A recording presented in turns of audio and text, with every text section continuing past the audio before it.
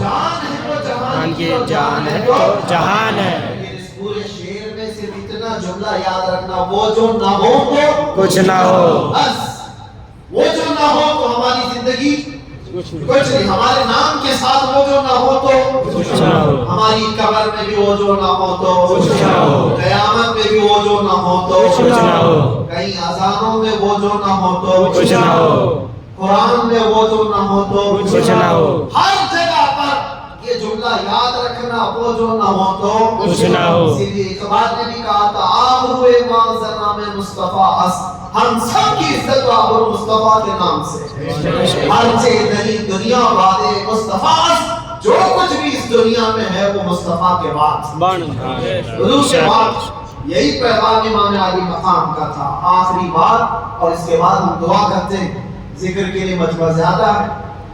آخری بات امام علی مقام کی یہ چیز، قرآن کی آیت میں نے تلاوت کی، آپ نے سنا تھا وَلَا تَقُولُوا لِمَنْ يُقْتَلُ فِي سَبِيلِ اللَّهِ. یہ دیکھو عام لوگوں کو بھی آیت ہے، جس کا مطلب کیا ہے؟ اللہ فرماتا ہے اللہ کی راہ میں جو مارے جائیں انہیں مردہ سب کو پتا ہے، بلکہ وہ زندہ ہے. زندہ ہے. بلکہ وہ زندہ ہے. کون کہہ رہا ہے؟ خالق کائنات. وہ کہہ رہا ہے بلکہ وہ زندہ ہے. تمہیں اس کا شعور نہیں، تمہیں اس کا شعور نہیں، تمہیں اندازہ نہیں، وہ زندہ ہے. یہ قرآن گواہی دے رہا ہے شہیدوں کی زندگی. اب مجھے بتاؤ امام حسین زندہ ہے یا نہیں؟ زندہ ہے. زندہ جاوید کا ہم ماتم نہیں کرتے. زندہ جاوید کا ہم ماتم نہیں کرتے.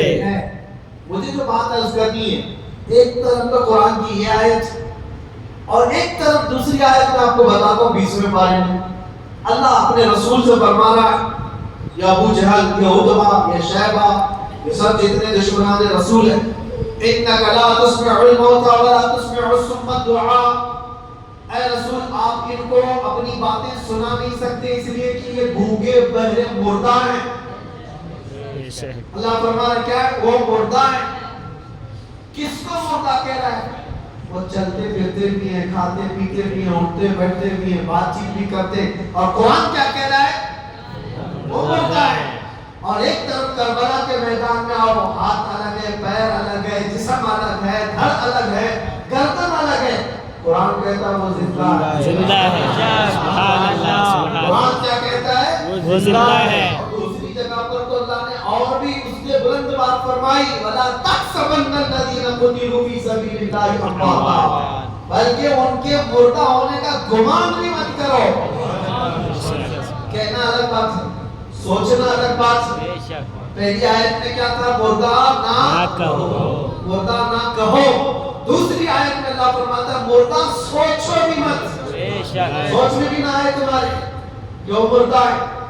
اب یہ فلسفہ سمجھ میں آتا ہے، جو چل رہا ہے، پھر رہا ہے، کھا رہا ہے، پی رہا ہے، اللہ فرما رہا ہے وہ مردہ ہے، انہیں کچھ سنا نہیں سکتے آپ. اور جو کٹ کے ٹکڑوں میں بدل گئے، اللہ فرما رہا ہے مردہ سوچنا بھی مت، وہ زندہ ہے. قرآن سے پوچھو کہ زندگی اور موت کہتے کسے؟ زندگی اور موت کیا ہے؟ قرآن کے فلسفے کے اعتبار سے تمہیں یہ جواب ملے گا، صرف اور صرف روح نکل جانے کا نام موت نہیں، اور چلنے پھرنے کا نام بھی زندگی نہیں. چلنے پھرنے کا نام بھی زندگی نہیں، اور روح نکل جانے کا نام بھی موت نہیں. حقیقت میں موت اور حیات کیا ہے؟ سنو قرآن کے فیصلے میں کہ اگر نبی پاک کی دشمنی پال کر بادشاہ کی کرسی پر بھی بیٹھ جائے وہ مردہ ہے، اور نبی کی عزت کا پرچم اٹھا کر 1000 ٹکڑوں میں بھی بدل جائے وہ زندہ ہے. سبحان اللہ. سبحان اللہ. حیات اس کے رسول کا نام ہے. اللہ اکبر. موت و حیات یا رسول اللہ. ایمان کا نام ہے. ایمان کا نام ہے موت و حیات. ایمان ہو تو پھر اب مرنے کا خوف کیا ہے؟ یہ بات اس لیے میں عرض کیا، کربلا کے میدان میں جو شہید ہوئے ان کو مردہ کہہ سکتے ہو؟ نہیں. ایمان پر جن کی موت ہوئی ہے، ظلمن اگر قتل ہوئے ہیں تو اللہ نے ان کی زندگی کی شہادت قرآن میں عطا فرمائی. تو اب مرنے کا ڈر کیوں پالتے؟ اب مرنے کا ڈر کیوں پالتے؟ 2 پلس پوائنٹ تمہارے پاس. اگر ظلمن مارے گئے تو شہادت کے بعد ہمیشہ کی زندگی. اور یہ تو ابتدا ہے، مرنے کی ابتدا ہے۔ اگر ظلمن مارے گئے تو شہادت اور ہمیشہ کی زندگی، اور دوسری بڑی نعمت یہ ہے کہ قبر میں پہنچنے سے پہلے تاجدار مدینہ کی زیارت۔ سبحان اللہ سبحان اللہ۔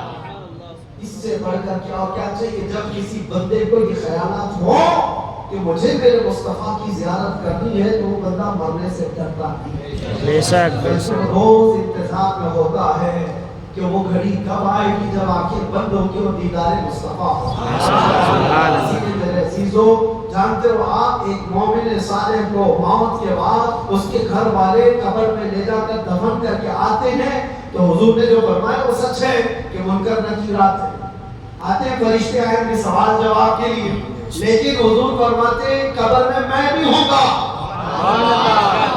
اور منکر نکیر حضور کی طرف دکھا کر کے مردے کو پوچھتے ان کے بارے میں کیا کہتا تھا، یہ سوال ہوگا کہ نہیں ہوگا؟ لیکن شاعر نے بہت اچھے انداز میں اس کو کہا ہے، جو بندہ زندگی بھر یہ تمنا کرتے کرتے کرتے رہ گیا کہ آج ہوگی زیارت کی کل ہوگی، آج ہوگی زیارت کی کل ہوگی، اور مر گیا بندہ، خواب میں زیارت نہ ہو سکی، اب اس کو یقین تھا مرنے کے بعد تو ہوگی، مرنے کے بعد تو پکا ہوگی، اور جب مر گیا تو قبر میں آ کر فرشتے جھنجھوڑ کر اٹھا رہے ہیں تو جھنجلا کر کے کیا کہے گا؟ اب تو پائے ناز سے تو کیوں اٹھوں، ارے مر کے پہنچاؤ یہاں دلربا کے واسطے۔ سبحان اللہ سبحان اللہ۔ مر کے پہنچاؤ یہاں اس دلربا کے واسطے۔ یہاں تک پہنچنے میں مرد